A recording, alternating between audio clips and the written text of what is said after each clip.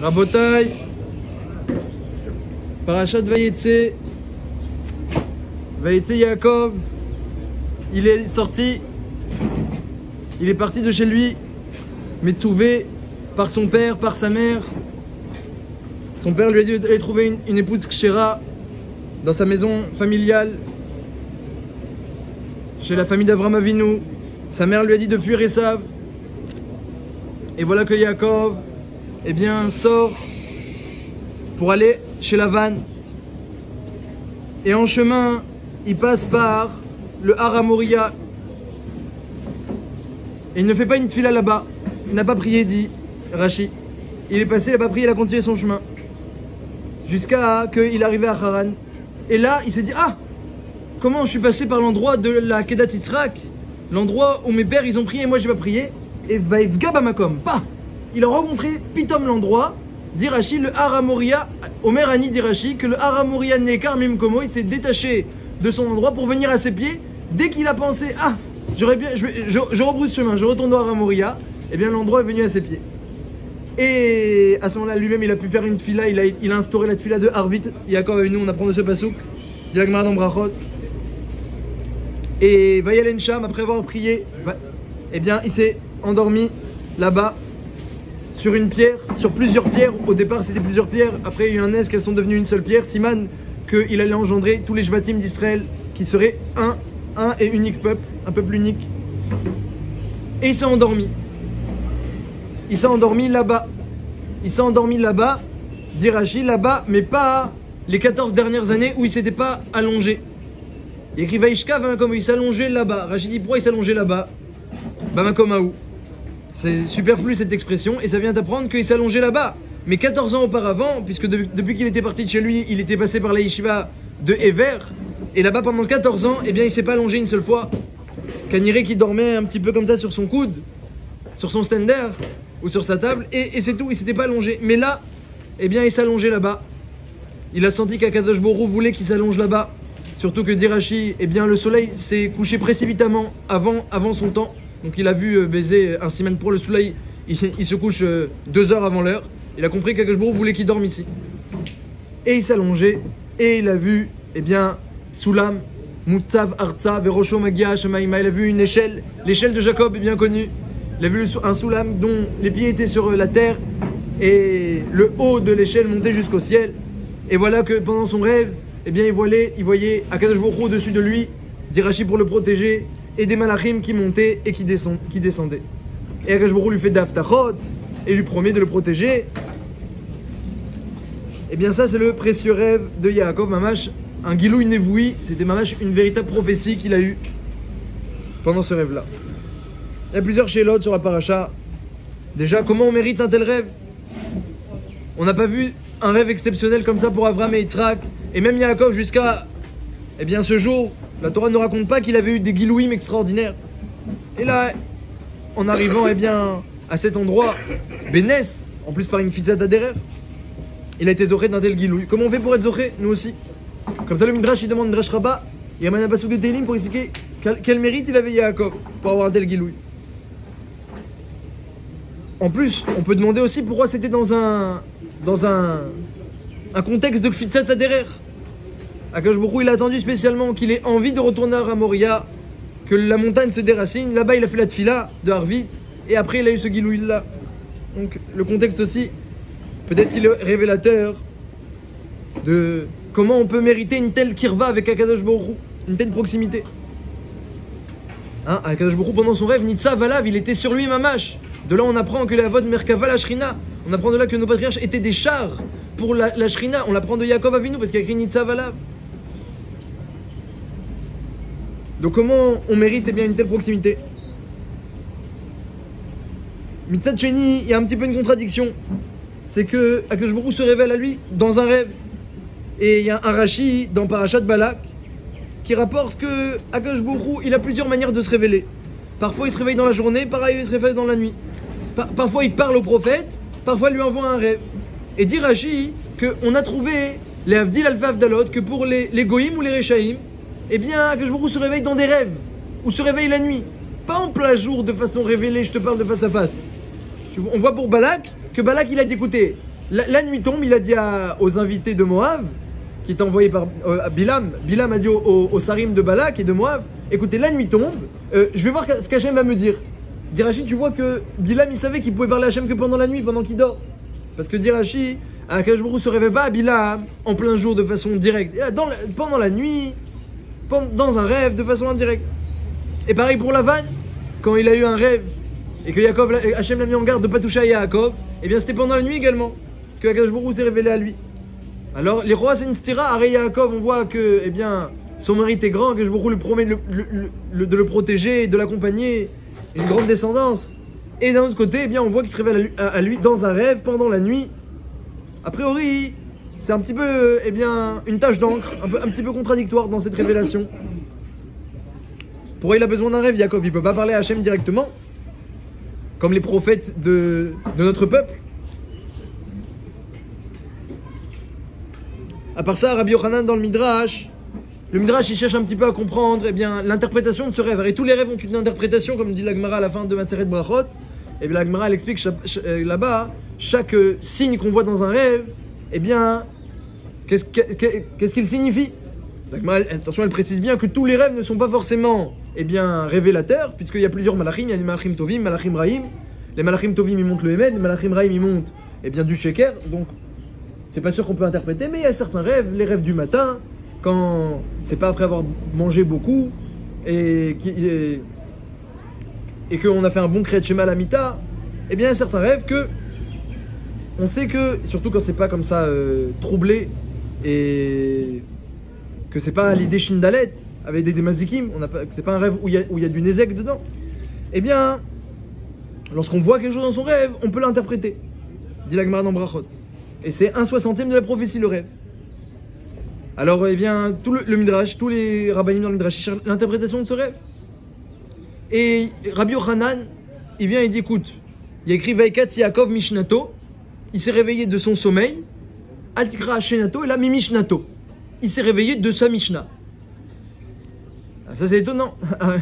Et Yaakov, il n'était pas en train d'étudier dans son rêve. Il a vu une échelle, des malachim qui montent, qui descendent, il n'était pas en train d'étudier. Et donc il faut chercher l'interprétation de l'échelle, des anges, comme le font les autres rabbinim du Midrash. Et il y a bien Rabbi Yochanan, Yaakov, il s'est levé de son étude. Tout à fait étonnant. Donc on essaiera de comprendre et l'interprétation du rêve de Yaakov, et en même temps, l'avis de Rabbi Yochanan, qui a priori, eh bien, il diffère un petit peu des autres avis dans le Midrash.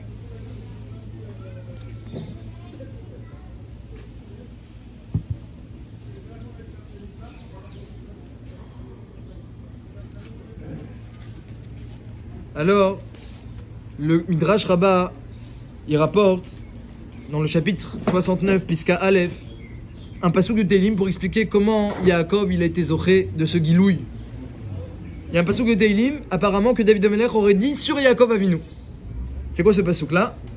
Tsama lecha nafshi, kama lecha besari. Mon âme a soif de toi, Hachem. Ma chair, kama elle te désire. Alken, bakodesh raziticha. Dit le passouk d'Elim, c'est pourquoi dans l'endroit de sainteté je t'ai vu. Donc dit le Midrash, ce passouk-là était sur Yaakov. Yaakov, il avait un tsimaon, il avait soif d'Hachem, si on peut s'exprimer ainsi. Sa chair désirait Hachem, si on peut s'exprimer ainsi. Et c'est pourquoi Alken, bakodesh, dans un endroit de Kodesh, c'est le Beth Amikdash, le Har HaMoriah qui s'est déraciné, et Rashi rapporte que c'était également l'endroit du Beth Amikdash. Eh bien, bakodesh raziticha, là-bas dans cet endroit Kadosh, je t'ai vu. Razit Ticha, il a eu une révélation de Akadosh Baruch Hu, Iné Hachem Nitzavala. Donc apparemment, Yaakov Avinu, il avait un Tsimaon. Le Midrash il rapporte que c'est pas pour rien que Yaakov Avinu, il a béni ses petits-enfants. Et Simcha Elohim Kefraim et Menaché, il a dit toutes les brachot devront être faites comme je bénis Ephraim et Menaché. Ainsi, comme ça, Israël fera la bracha à ses enfants. Et qu'est-ce qu'il a dit? Ve'idgou la rov bekerev haaretz, que vous soyez comme des poissons au sein de la terre. Dit le Midrash, c'est quoi des poissons au sein de la terre? C'est-à-dire qu'on vit dans la terre, mais on est comme des poissons. C'est quoi les poissons? Des poissons, leur milieu de vie, c'est l'eau. Ils vivent que dans l'eau. Et pourtant, ils vivent dans l'eau, ils respirent avec l'eau, ils se nourrissent de l'eau, du milieu aquatique. Et pourtant, lorsqu'il y a eh bien, des gouttes de pluie à la surface, des gouttes un petit peu fraîches comme ça, qui tombent à la surface, eh bien tous les poissons montent avec empressement pour aller essayer de happer ces gouttes de pluie qui tombent à la surface. Mais qu'est-ce que tu montes, poisson, chercher des gouttes de pluie? Tu vis dans l'eau. Dit le Midrash, ainsi tu seras Israël. que même si tu es au milieu de la terre, mais ton milieu de vie c'est l'eau, Enmaïm et la Torah, c'est une allusion à la Torah est comparée toujours à l'eau. Il y a plein de points communs entre l'eau et la Torah. Et tu vis dans l'eau, c'est ton milieu de vie, Torah et mitzvot. Mais attention, quand il y a des nouvelles gouttes d'eau qui tombent à la surface, alors là tu vas monter Bezrizout. Te dis pas de toute façon, moi je vis dans la Torah et les mitzvot, c'est bon. Non, un nouvel enseignement, peut-être qu'il y a un ridouche, peut-être que je vais apprendre quelque chose. Peut-être que même si je l'ai déjà entendu 150 fois, mais la 151e fois, eh bien, elle va m'apporter une nouvelle facette des choses. Et donc tu montes à la surface chercher une goutte d'eau, ainsi tu feras la bracha à tout le clan d'Israël. Ça, c'était la soif de Yaakov Avinu qu'il a voulu transmettre à Ephraim Menaché et à tout le clan d'Israël. C'est par le mérite de cette soif, eh bien, qu'il a mérité Yaakov, dit le Midrash, In alken bakodesh chaziticha, c'est pourquoi au Beth Amikdash, je t'ai vu Hachem. Par quel mérite? Tsama nafshi lecha, tsama lecha nafshi. J'ai soif de toi Hachem. Kama lecha besari, ma chair te désire. Hachem, comment avoir cette soif-là? Alors, premièrement, connaître l'importance de la Torah. L'importance. Quelqu'un qui ne connaît pas l'importance, même s'il va trouver eh bien, de l'intérêt au raisonnement intellectuel, à la maïotique de la Gemara, etc. Mais s'il ne connaît pas l'importance, il ne sait pas combien ça vaut la Torah, alors il ne pourra pas même trouver cette soif-là de la Torah. Le Midrash et la Gemara dans l'Yerushalmi, Maseret Pea, raconte que Rabbi Abaou, il a envoyé son fils, Rabbi Hanina, à Tveria. Là-bas, il y avait des grands bâtés midrashot et ça coûtait cher, il fallait de l'argent. Il a envoyé à Tveria pour qu'il étudie la Torah. Après, il a entendu, il a envoyé un chaliar pour savoir que devenait son fils. Et il a entendu que son fils là-bas, c'était un grand Baal Chesed. Il était Kover Metim, il avait ouvert une Chevra Kadisha, il était Kover Metim. Mitzvah Atsuma, Mamash, Chesed Shelemet. Il a dit au chaliar de retourner et il lui a dit Amibli en kevarim be Mitzraim. Il n'y a pas assez de. Une phrase que les Juifs ont dit à Moshe Rabbeinu, il n'y a pas assez de tombeaux en Égypte que tu nous amènes devant la mer Rouge pour mourir là-bas. Il a dit, il n'y a pas assez de tombeaux que maintenant toi tu t'occupes de faire ça. C'est-à-dire, il y a d'autres personnes, il y a d'autres endroits où il y a des tombeaux, il y a d'autres personnes où il y a des tombeaux. Tu n'es pas obligé de faire ça. Je t'envoie là-bas pour étudier. Attention, c'est pas Rav Shalom un zilzoul de la mitzvah de enterrer, mais je t'envoie là-bas pour étudier. Et Talmud, Kodem Emassé, il a appris son père Rabbi Abaou que le Talmud c'est Kodem Emassé. Dit la Gemara dans Yerushalmi, attention, Bécha chez En mi chez Yasé Maasé, Maasé Kodem. S'il n'y a personne pour faire le Maasé il est Kodem, les Talmud. Il faut agir. Lorsqu'il n'y a personne pour agir, il faut agir. Mais quand il y a des gens pour agir, pourquoi c'est toi qui t'en occupes? C'est pas pour ça que je t'ai envoyé à Tveria. Il y a Maspik de tombeau dans d'autres mécomotes. Comme ça, il lui a envoyé Becharifout. Et le Gaon de Vilna, il explique dans Aderet Eliyahu comment c'est possible, comment comprendre qu'il y a une hiérarchie dans les mitzvot. Le moussag de Talmud Torah Keneget Kulam. Comment comprendre ce moussag-là?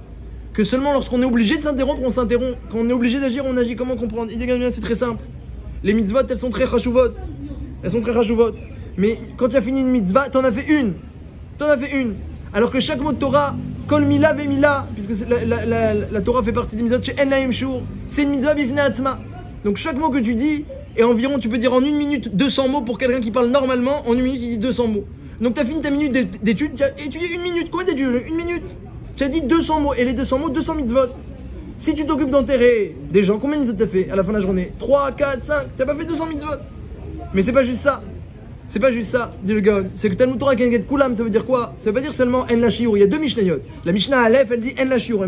La Mishnah Bet de Maseret Pea qu'on dit tous les matins, elle dit Keneget Kulam. Ça veut dire qu'en plus, chacune des 200 mitzvot que tu as fait, elle est Keneget Kulam, elle vaut les 613 mitzvot réunis. Mais comment c'est possible une telle chose? Une mitzvah qui en vaut 613, c'est pas possible. Oui. Parce que, eh bien, nos actions sont matérielles, Rabotai. On est des êtres matériels qui vivent, bien qu'on ait une neshama, qui vivent dans un monde matériel, et donc nos actions sont matérielles. Et les mitzvot d'Hachem, les lois d'Hachem qu'il faut appliquer, eh bien, ce sont des actions matérielles. Mais la Torah, c'est la Torah d'Hachem. Et la parole d'Hachem, eh bien, elle est divinement importante. Et ses effets sont divinement grands. Donc on ne peut pas comparer un mot d'Hachem et une action de toi. Alors évidemment, l'essentiel sur terre, on t'a fait venir sur terre, c'est pour agir dans la matière. Sinon on t'aurait laissé dans le ciel et tu serais resté étudier avec les malachim. Donc tu es venu sur terre pour agir.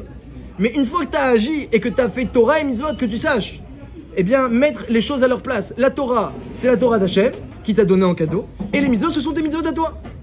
Donc il faut savoir que chaque mot de Torah que tu as dit, non seulement c'est une mitzvah bifnei atzma, à part entière chaque mot, mais en plus, eh bien ça a une puissance des 613 mitzvot. Tu fais que la Torah et pas de Maasé. C'est Gam Locha avec Loum. Non, c'est Locha avec Loum. On arrive doucement. Moi, je suis ouais, mais. Sinon- Mets-le-moi KO, je pense. Je ne le donne pas pour tout.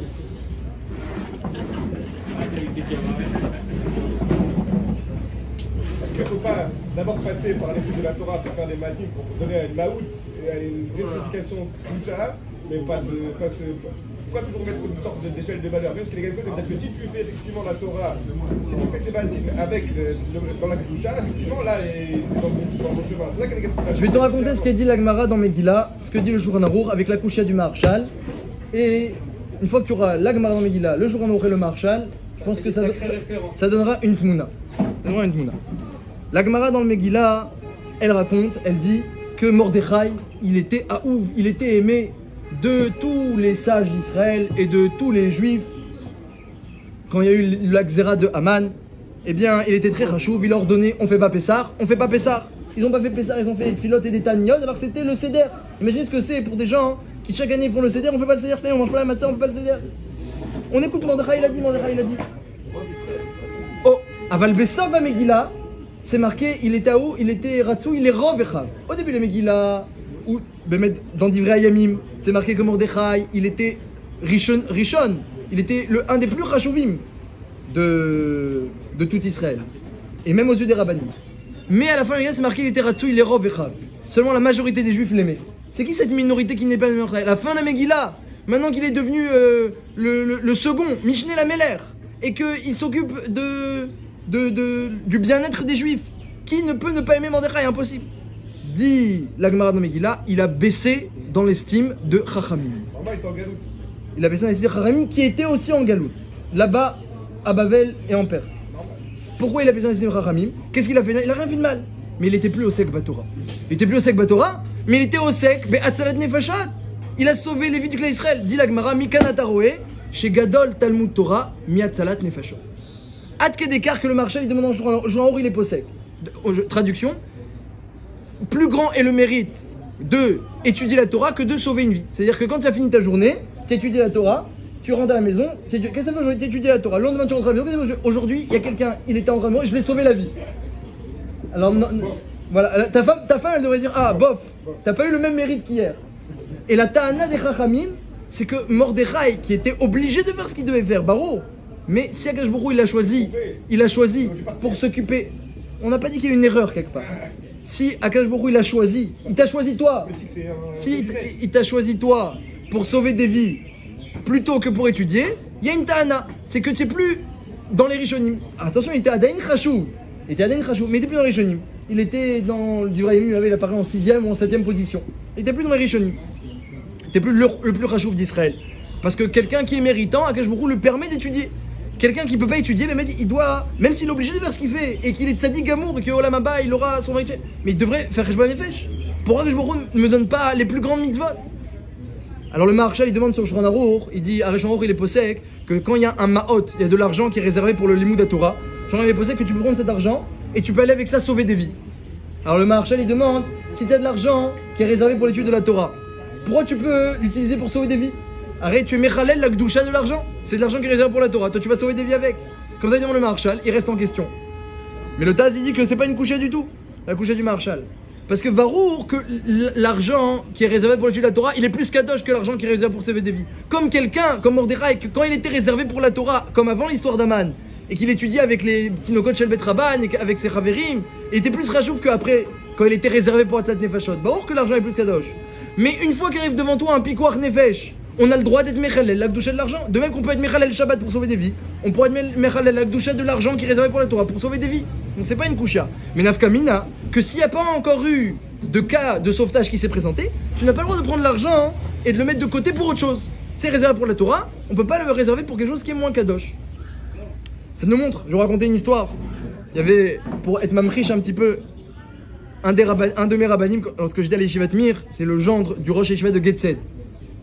Alors, un grand rave de Mir, il racontait que sa femme, elle le laisse étudier beaucoup, il a beaucoup de srout, il peut étudier, elle le laisse rentrer le soir à 10h du soir. Il part le matin, il rentre à 10h du soir, c'est ordinaire. Il est très reconnaissant, il manque pas d'éloges envers sa femme, il est très reconnaissant. Quoi, qu'est-ce qu'il y a? Ah. Alors, à Kolpanim, un jour, il est rentré à 11h. À 11h. Il exagère un petit peu. Alors, elle a regardé sa femme avec quand même une tahana. Et je te laisse pas assez étudier que tu rentres à 11h. Et tu sais pas ce qui m'est arrivé. Qu'est-ce qui t'est arrivé? Il dit, le bus numéro 48 qui passe comme ça, eh bien, il s'est retourné. Il s'est retourné. Et dans le bus, il y avait 30 personnes. Mais bon, le bus, il a pas explosé. Il s'est retourné, il y avait 30 personnes. J'ai mis 2 minutes à sortir chaque personne. 2 fois 30, 60, je suis arrivé à 11h. Et il lui dit, mais tu te fiches de moi, j'ai rien entendu. Le bus, il passe dans notre rue, j'ai rien entendu. Tu te fiches de moi? Il dit, mais si c'était arrivé, il lui a dit. Tu m'aurais excusé ou tu m'aurais pas excusé? Elle lui dit, bah je t'aurais excusé. Eh bien, tu sais, c'est marqué dans le Shulchan Aruch et dans la Gemara, dans Megillah, que Gadol Talmud Torah Yoter Mesad Nefashot. L'heure où j'ai étudié le Ksot, j'étais un Ksot caché, je pouvais pas sortir du Ksot, je comprenais rien à ce Ksot. L'heure que je suis resté, c'est plus grand que Hatzalat Nefashot. Bon, et ben sauf il a dit que c'était Mistader, elle a souri, qu'il a pu recommencer, mais il voulait montrer que l'heure qu'il a dépassé, même si c'était pas juste, c'était pas correct ce qu'il a fait, mais l'heure qu'il a étudié, en tout cas, s'il avait fait de façon correcte, elle valait plus que s'il avait sauvé les 30 personnes du 48. Bah au Hachem que les 30 personnes du 48, elles ont rien eu. Et si il devait avoir un problème comme ça, Vadaïk voudrait intervenir. Mais le strout d'étudier 1 heure de plus, il lui expliquait à son épouse, eh bien Vadaïk, Barour, ou Pachout, c'est une Gemara, mais Fouré Chet Nifsak dans le Shulchan Aruch, dans le Taz et le Shulchan Aruch, eh bien que c'est plus grand. Et ça on s'en rend pas compte, on se demande comment Yaakov il avait autant soif d'études. Mais peut-être que lui il comprenait, il percevait qu'est-ce que c'est l'étude, et que nous on perçoit pas. Il est écrit dans le Shulchan Aruch que une des mitzvot les plus chashuvot, bien qu'on n'a pas de hiérarchie dans les mitzvot, mais il y a une mitzvah qu'on sait qu'elle est très chashuvah, c'est la mitzvah de Brit Mila. Il y a 13 alliances, 13 britot qui ont été mis autour de la Brit Mila. C'est une des seules mitzvot où il y a une punition de chiyuv karet, alors que Beder Klal karet c'est pour les averot. Là, voilà une mitzvah où c'est karet si tu la fais pas. Donc c'est très chamour. 13 britot, Akash Borou il a fait un gamatria de Brit, c'est 612, avec la Mila 613 pour dire qu'elle aussi elle échappait l'école à mitzvot. Et dans le Shulchan Aruch, et c'est marqué que donc, eh bien, la mitzvah de Mila elle est immense, et surtout la mala du sandak, elle est très grande. Le sandak, il a une mala plus grande que le Moël et que le père dans l'intervention de la Brit Mila. Dis-le Maté Moshe, donc un des Mefarshim du Shulchan Aruch, un des Nosekim du Shulchan Aruch, Maté Moshe qui est rapporté très souvent dans les poskim. Dis-le Maté Moshe, eh bien lorsqu'on me propose une Brit Mila et d'être sandak, eh bien je refuse. Pourquoi? Parce que j'ai 2 raisons. Déjà je leur dis que moi, le fait que vous m'avez proposé, je vous le compte comme si vous l'aviez fait. Et maintenant, je vous apprécie et vous aime comme si vous m'aviez honoré. Alors maintenant, proposez cette mitzvah à quelqu'un d'autre et ça va multiplier l'amour dans le clan d'Israël. Comme ça, il disait premièrement. Et deuxièmement, et pendant que les autres ils vont s'occuper de mitzvah timila, moi, je ferai pas sandak, je pourrai étudier. Et tout le monde, eh bien, tout aura été fait. La mitzvah de sandak out, elle aura été faite. Et moi, la mitzvah d'étudier, elle aura été faite. Mais si maintenant, moi, je vais aller étudier, je vais aller faire sandak, qui c'est qui va étudier à ma place? Alors que je suis sûr que vous allez trouver des gens qui seront mouchanim, très contents, et au contraire ça va multiplier et l'amour dans le clan d'Israël et la Torah dans le clan d'Israël. Comme ça il est écrit au Maté Moshe. Donc il était mitrachek, Dieu fait mitzvah gdol, bien que le Shulchan Aruch dit qu'il faut lire dof acharéal du Shulchan Aruch. Faut courir, si on peut être sandak, faut courir après. Et c'est une halakha. Et on vient pas remettre en question ce que dit Shulchan Aruch, mais c'est pas contradictoire avec le fait de dire que faut courir après, mais il y a d'autres mitzvahs après lesquels il faut en courir encore plus. Il y a une certaine contradiction, mais en tout cas comme ça, il disait le Maté Moshe. Que combien on doit courir après la Torah. Et pourquoi? La Gemara dit en Yerushalmi, Tovli Torat Picha mi alfe zav chesef. Quand on dit alfe zav chesef, qu'est-ce que David Ameller? Qu'est-ce qu'il vient de dire? Tu crois David Ameller il avait de l'or, il avait de l'argent, et il te dit je préfère la Torah que l'argent? C'est ça? C'est ça qui veut dire David Ameller, c'est pas shoot, c'est pshita. David Ameller, c'était le 4e pied de la Merkava. On a vu Yaakov, c'était un pied de la Merkava. David Ameller, c'était le 4e pied de la Merkava. David Ameller, il était Kulo Davuk Bachem, tu vois les Télim, c'est extraordinaire. C'est Beroach HaKodesh, ils ont été dit. Il a dit les Télim qu'on dit Adam Arishon, Moshe Rabbeinu, Yaakov Avinu. C'était. Une fois le Briskerouf, il a dit si David Ameller il rentrait dans une pièce, tout brûle dans la pièce de nos jours. Tout brûlerait dans la pièce. Comme ça, il a dit. Le Briskerouf. On n'a pas l'idée de la Gdoucha de David Ameller. Et il vient de te dire tu sais, si j'ai de l'or et de l'argent, je préfère la Torah. Mais évidemment, mon ami. Alors, la Gemara Yerushalmi, elle amène plusieurs psukim, mais elle voulait dire que David Ameller il était Meramez aux mitzvot. Aux mitzvot qui sont chashuvot comme de l'or et de l'argent. Les mitzvot qui sont rajoutés dans l'argent, eh bien quand même, Tovli Torah de Picha de ta Torah de ta bouche, Hachem, et là il insiste, la Torah de ta bouche, elles sont mieux que nos mitzvot à nous, qui sont comme de l'or et de l'argent. Nos mitzvot, elles sont franchement comme de l'argent, c'est pas shoot. Ça, c'est Anochi al-Imratera Kemotzei Shalal Rav.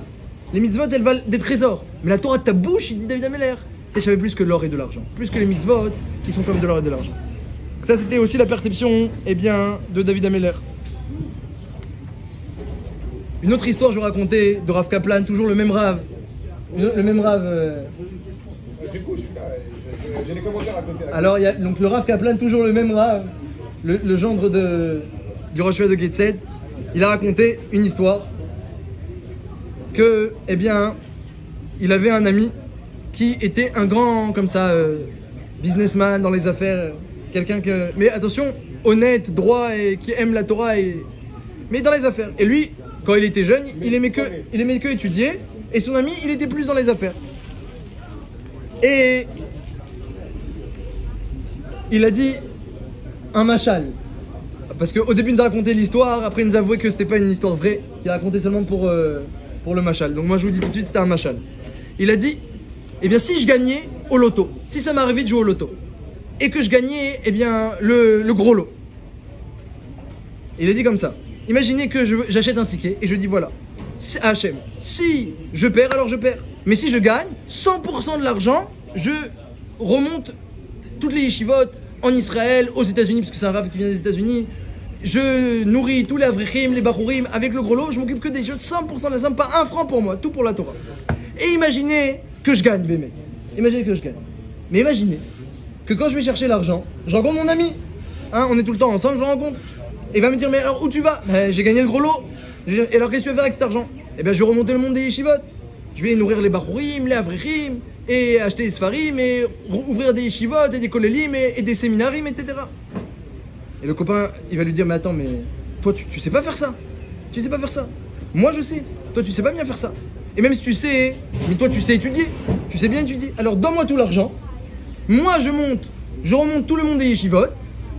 Et toi, tu continues à étudier ta souga. Quelle souga tu fais? Tu fais quoi, une souga de Baba Batra? Tu continues à ta souga de Baba Batra. Et voilà, moi je prends tout l'argent. Tout le monde va être rempli de Torah grâce à moi. Et toi tu continues à étudier. Est-ce que tu es d'accord? Eh bien, si ça m'arrivait, il disait, si ça m'arrivait, eh bien, je serais chayav de lui donner le ticket de l'auto. Je serais chayav de lui donner le ticket de l'auto. Parce que c'est un Rambam et fourrache. Le Rambam il dit, Beilchot Talmud Torah.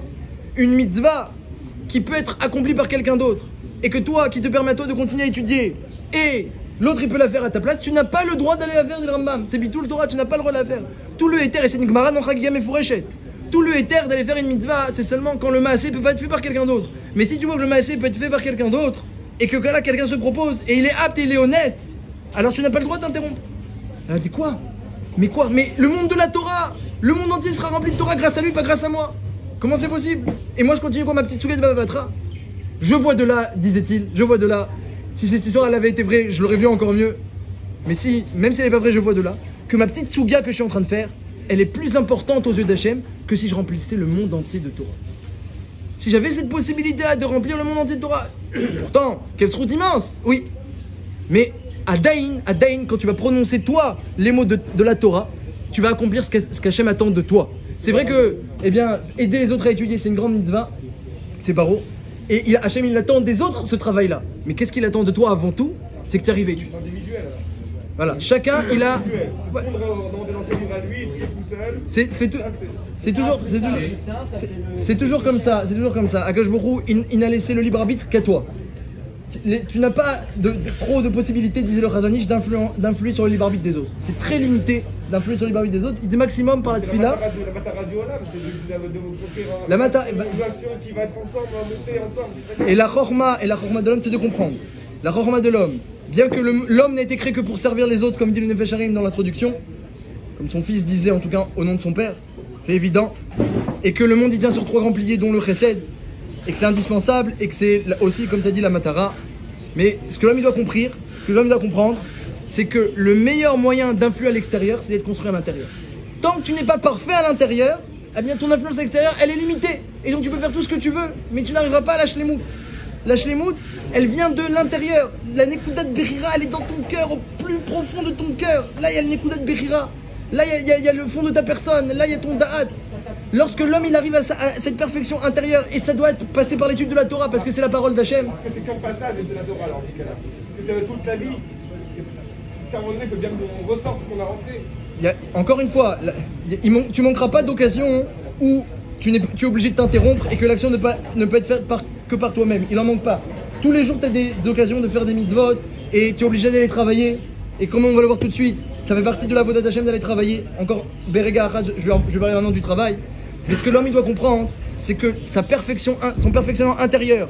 Et comment il va l'atteindre, ce perfectionnement intérieur? Par l'étude de la Torah, qui est la parole d'Hachem, et qui le perfectionne, comme elle dit la Gemara dans Bava Batra, comme les amis de Yov lui ont dit, l'homme peut changer, l'homme peut se perfectionner parce qu'on a l'étude de la Torah, comme ça ils ont dit les amis de Yov, à Yov qui ne pouvait pas changer. Eh bien c'est que comme ça qu'ensuite les Totsaot pourront être les plus grandes à l'extérieur. La focalisation de l'homme, ça doit être l'intériorité. Et ensuite, cette shlemut, elle va jaillir naturellement. Je suis d'accord. Elle va jaillir naturellement. D'abord, Vous avez une question? Et quand il confie la mitzvah à quelqu'un d'autre, oui. quelque part, il empêche d'étudier. Voilà, mais c'était un businessman qui... Oui, alors c'est quelqu'un qui s'est proposé. Oui, non, c'est... Voilà, c'est... Voilà, oui, c'est vrai. Alors voilà, il faut juger au cas par cas. Mais lorsque tu sais qu'il y a des gens que... Non, mais là, il savait c'était son ami. C'était son ami, oui, mais c'est quelqu'un... Non, mais il y a des natures, cher ami, il y a des natures. Il y a des gens, oui, il y a des gens... Moi, j'étais dans la yeshiva de Mir. Je connais le Rosh Yeshiva, il n'arrêtait pas d'étudier une seconde. Je connais le second du Rosh Yeshiva. C'était un des plus rachuvim. C'est un homme, c'est toujours un homme, Rav Zeritsky, qu'il est à souk dans le business. Mais attention, il a une veste longue, et c'est grâce à lui que toute la yeshiva elle tient. Il y a des gens, ils savent faire ça. C'était l'intendant du Rosh Yeshiva. Il y a des gens, ils savent faire ça. Et tu le mets dans une mara, il va avoir plus de mal. Il va étudier aussi, selon sa possibilité. Chacun, il a ses forces et ses corottes. On peut pas nier ses corottes. Il lui a proposé, je fais à ta place, il lui a dit oui. Quand on voit que la mitzvah peut être faite par quelqu'un d'autre, eh bien on ne doit pas faire le régime, tiens, moi je vais faire et lui il a étudié. S'il te dit qu'il peut faire et tu vois qu'il peut faire, alors voilà, il n'y a pas de problème, toi tu sais que tu peux étudier. Inachiyami, la Gemara, elle demande, lorsque deux doivent étudier, c'est une chéla ce que vous demandez. La Gemara, elle pose la question.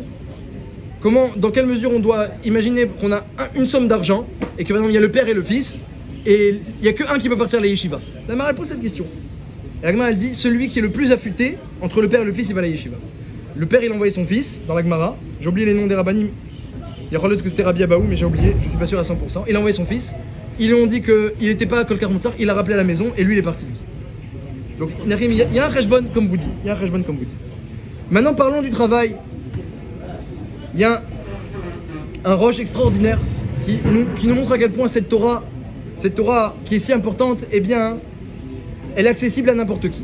Il y a une Gemara dans Bava Batra, le roche il est justement sur Bava Batra, qui dit que la Torah elle a ce kohar de protéger le monde entier, et en particulier, pas juste le monde entier, c'est marqué dans la Gemara, c'est Magin, les Kol HaOlam Kulo. Kol HaOlam Kulo, comme ça l'a dit Rabbi Yochanan dans la Gemara dans Sanhedrin, est protégé par ton étude. Alors, la Gemara elle dit que non seulement le monde entier est protégé, mais en particulier, eh bien, ton pays et en particulier ta ville. Plus eh bien, on est proche de celui qui étudie, plus on reçoit une protection. Hein, il y a Doua le Chazonish, il disait, Rav Kanevski le répète tout le temps, il n'y aura jamais de scud à Bnei Brak, comme ça il disait le Chazonish. Alpisé le Rav Kanevski, sa chita elle était de ne pas être rochesh aux sonneries d'alarme. C'était sa chita parce qu'il y avait la haftacha du Chazonish. Et l'étude elle continue pour Hachem de perdurer, donc il pense qu'elle est toujours valable. C'est sa chita. Oui, il y avait même une marloquette parfois entre les rabbanim. Les rabbanim, ils disaient d'acheter le masque à gaz à l'époque de la guerre du Golfe. Et Rav Kanevski, il était Toen à cette époque-là qu'à Bnei Brak, il y a besoin de masque à gaz. Comme ça, il disait Rav Kanevski, bon, Hachem, il n'a pas eu besoin. Alors, une fois, il y a eu un scud qui est tombé. Ils ont dit au Rav Kanevski, voilà, il y a un scud qui est tombé. Il a dit, bon, ben voilà, vous ne pouvez pas être sommaire sur moi, soyez sommaire sur d'autres. Après, Bassov, il a dit comme ça, ben Anava. Bassov Vidbarer qui était tombé en dehors. Il est tombé en dehors, dans un champ en dehors. C'était pas à l'intérieur de la ville. À Kolpanim, comme ça c'est Satanas et Adayom, Baruch Hashem. Le Roche il dit que les Talmidei Chachamim protègent leur ville. Et donc, lorsqu'il y a un impôt pour payer les gardiens de la ville, pour empêcher les ennemis ou les brigands eh bien, de rentrer, eh bien les Talmidei Chachamim, eh bien Rabbanan, sont ptourim de payer cet impôt-là. Tout le monde doit le payer, mais les Talmidei Chachamim sont ptourim parce qu'eux-mêmes, ils protègent déjà l'endroit.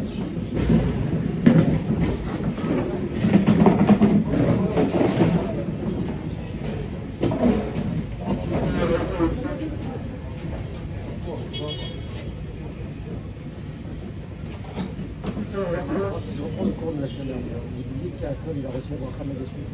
Non.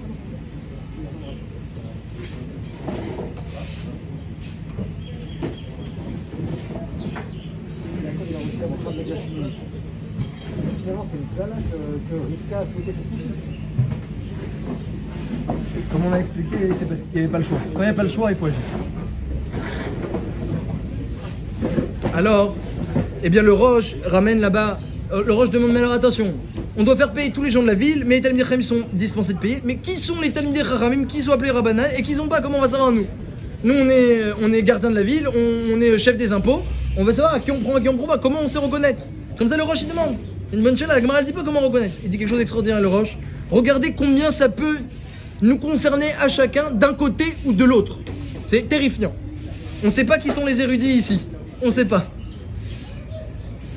Vous allez voir. Dis le Roche. Nirali, il me semble. Donc, Baba Perek Alev Siman Kavvav. Nira. Que Talmid Chacham, quelqu'un, même s'il a une Oumanout, il a un métier et qu'il travaille, il a du Massa ou Matan. Kedelit Paras Chayav, mais il travaille. Ce dont il a besoin, Kedé Chayav, pour survivre, pour sa vie. Ses besoins. Vélo l'itacher, il cherche pas à s'enrichir.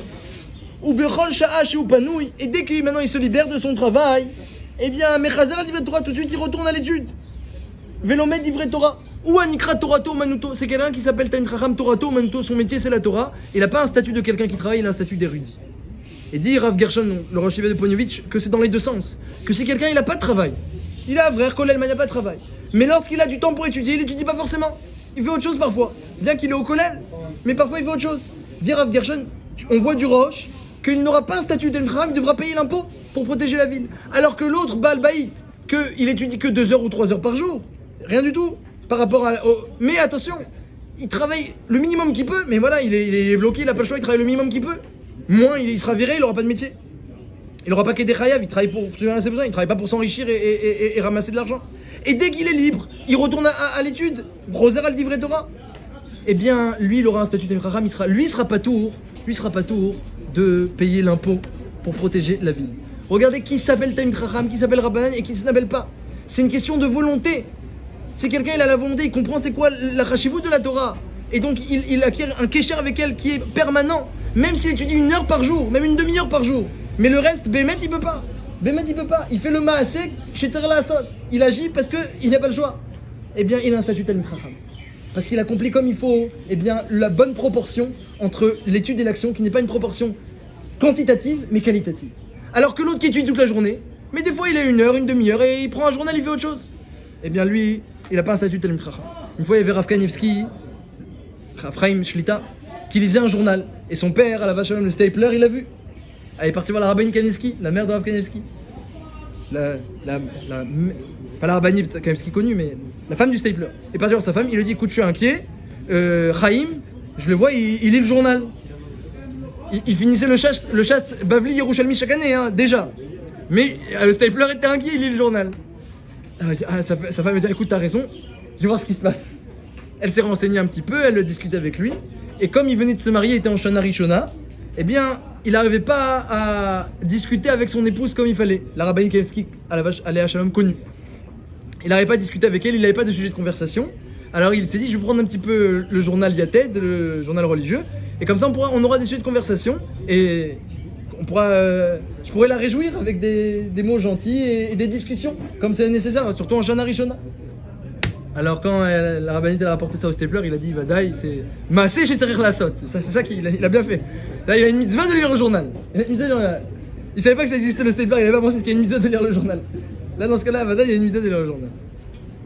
Que du bon sens. Alcool panim. Pour revenir maintenant, eh bien, au Shélot sur la paracha. On voit dans la paracha que Yaakov Avinu, il est passé par le Beth Amikdash, il est passé par le Har Moria, Akadosh Baruch Hu, il lui a rien dit. Il n'a pas voulu prier, il n'a pas prié. Et quand il est arrivé maintenant à Haran, il s'est dit ah, j'ai pas prié. Il a montré une volonté. Si à ce moment-là, Hachem il a décroché le Har Moria, il lui a amené à ses pieds. Quand quelqu'un montre une volonté, alors c'est sûr qu'on n'aura pas tous la volonté de Yaakov, et on n'aura peut-être pas tous le Har Moria qui va se décrocher, mais chacun a son niveau. Ce qui montre une volonté, Akadosh Baruch Hu, il va l'aider dans ce sens. Mais s'il ne montre pas de volonté, alors même s'il passe juste à côté d'un endroit plein de Torah, c'est pas sûr qu'il sera zoré d'y pénétrer et de pouvoir y étudier comme il faut. Il y a cette démarche-là de de la volonté. Hachem, il attend que l'homme y réagisse, qu'il ait envie. Il faut se réveiller un petit peu. Comment il a été zoché de ce Gilouï? On a demandé, Yaakov Avinu. On a amené le Midrash qui dit qu'il avait un timaon, une soif. Mais cette soif-là, comment on peut avoir soif d'Hachem? On le voit pas, on le connaît pas. Comment on peut avoir soif de l'inconnu qui vient rôle? Eh bien, dit la Gemara, le Midrash Rabbah. Eh bien, Va'avtat Hachem Elokecha, tu veux aimer Hachem Bechol Vafra de tout ton cœur, Bechol Nafshecha de toute ton âme, Bechol Mara de tous tes moyens, tu veux l'aimer et tu sais pas comment? Ve'ayu Adevarim Ha'ele. Asher Anochim Ezvecha Yom Elvecha. Alors prends les paroles d'Hachem et mets-les sur ton cœur. Si tu prends les paroles d'Hachem et tu les mets sur ton cœur, alors Ve'avta, tu pourras aimer Hachem. Donc le Kriyat Shema nous enseigne que l'amour d'Hachem c'est pas si évident. Il faut prendre les paroles d'Hachem et les mettre sur ton cœur. Et lorsqu'après cette Torah d'Hachem, tu l'as sur ton cœur, là, tu vas pouvoir avoir ce Timaon là.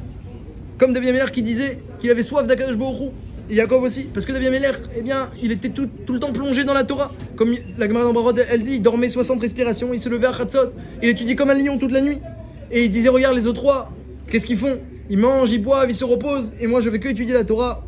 Et en plus, il recevait toutes les shélotes à la Chik qui venaient dans son palais pour poser toutes les shélotes. Et des fois, c'était des shélotes un peu, eh bien, il fallait qu'ils prennent des placentas et du sang, et qu'ils regardent Nida, Panida, etc. Et quand même, il disait, c'est pas grave, je me salis les mains, Aïkar, d'Ivrei Torah. Il se salissait les mains pour d'Ivrei Torah, il n'avait pas honte. Il n'avait pas honte. Même devant les autres malachim, il n'avait pas honte. Les autres malachim. Donc, eh bien, ça nous explique comment on peut avoir une soif, une telle soif. Mais vous allez dire, moi j'étudie, j'ai pas soif. Il y a des gens qui disent, j'étudie, j'ai pas soif. Alors, premièrement, eh bien, il faut savoir que si on a soif pour autre chose, surtout un domaine matériel, dit le Maharal, alors après c'est difficile d'avoir soif pour la Torah. Parce que la Torah, c'est la parole d'Hachem. Donc c'est le contraire de la matière. La spirituelle et la matière sont antinomiques. Donc quand on a très soif pour autre chose, on aime l'argent. Oef kesef, lo isba kesef. Quand on aime l'argent, on a soif d'argent. Après quand tu vas étudier la Torah, tu dis mais combien j'ai gagné aujourd'hui dans cette étude-là? Écoute, t'as rien gagné, t'as même perdu de l'argent. Ah bah c'est pas intéressant.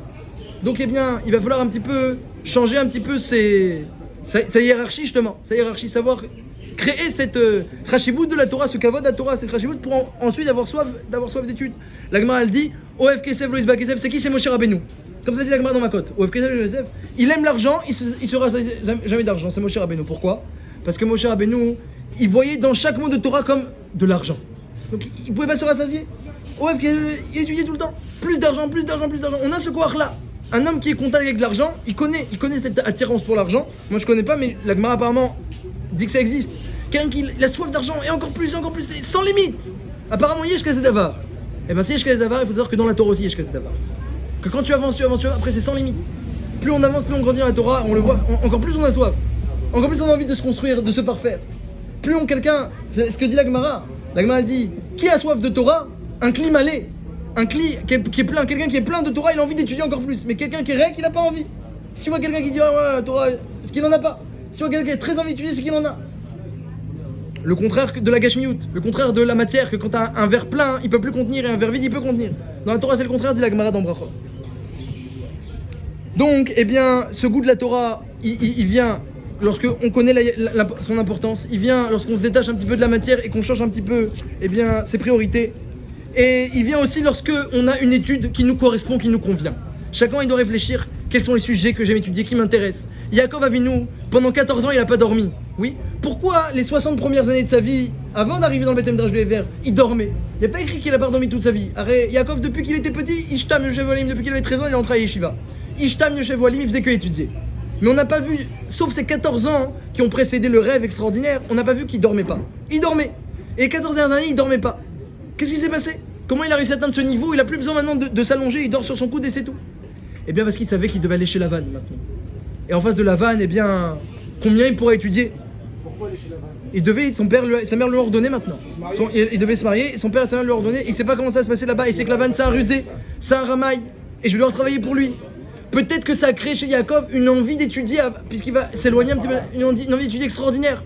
Et puis peut-être que le fait qu'il va devoir travailler pour quelqu'un de rusé, ça lui donne envie de connaître Rochen Mishpat. Rochen Mishpat, c'est immense, il n'y a pas de fin à Rochen Mishpat. C'est sérieux, les gens, ils prennent 20 ans pour Rochen Mishpat, les rabbinim, pour connaître bien Rochen Mishpat. Au moins 20 ans d'études que dans Rochen Mishpat.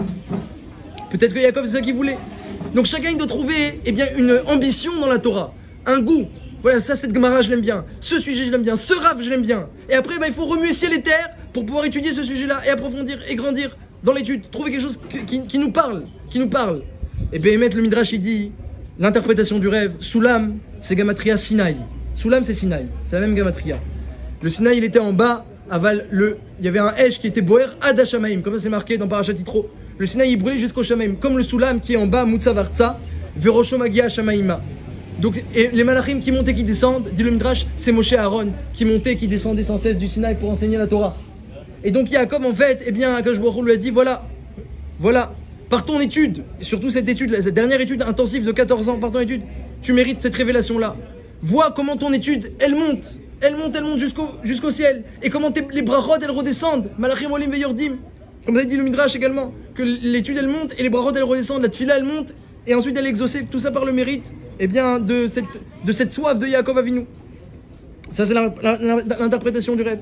Et donc, c'est pas contradictoire avec Rabbi Yochanan qui a dit Vaikat Yaakov Mishenato, il s'est réveillé de son sommeil, ne dis pas Mishenato, mais Mishnato de sa Mishnah. Parce que Yaakov, il avait cette proximité avec la Torah et avec sa Mishnah, alors il a mérité de voir, c'est ça l'étude, de voir comment ça monte jusqu'au ciel et comment après, eh bien, les brachot, elles redescendent pour le monde entier. C'est ça l'étude. Et on a demandé, peut-être on finira sur ça, mais pourquoi Hachem il s'est révélé dans un rêve et pendant la nuit, comme il le fait avec les Umot HaOlam? Il n'aurait pas pu se révéler directement.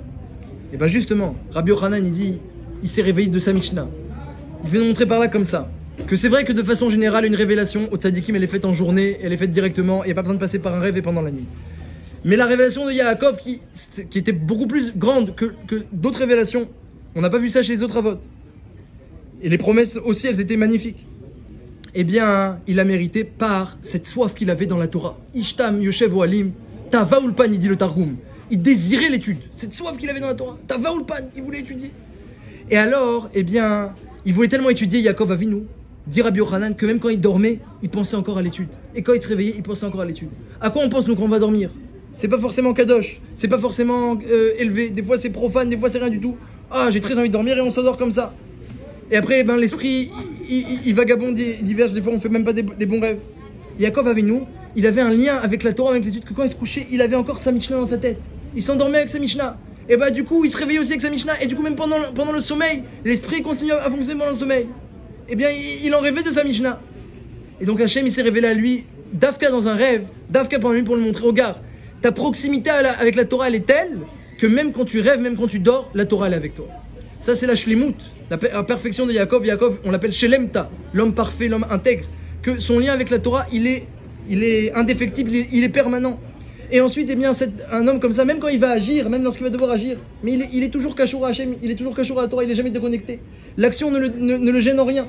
Nous, des fois, l'action, elle nous gêne. Des fois, même les mitzvot, elle nous rabaisse. C'est pour ça qu'on dit à Hachem, Kadshenu be mitzvotera. Sanctifie-nous par tes mitzvot. Ben évidemment, pourquoi tu demandes à Hachem? Parce que c'est pas évident. Lorsque tu agis dans les mitzvot, dans la matière, des fois, Kadshenu, il n'y a pas Kadshenu, des fois. Des fois, t'es pas sanctifié parce que la mitzvah, elle peut te rabaisser parce que c'est dans la matière, la mitzvah. C'est pour ça qu'on prie Hachem Kadshenu. Mais quelqu'un qui a un lien tel avec la Torah et avec Hachem, alors, à aucun moment la matière, elle vient interrompre ce lien, même quand il dort, que c'est un chichim, c'est un 60e de la mort, le sommeil. Il est toujours cachour à Hachem, toujours cachour à la Torah.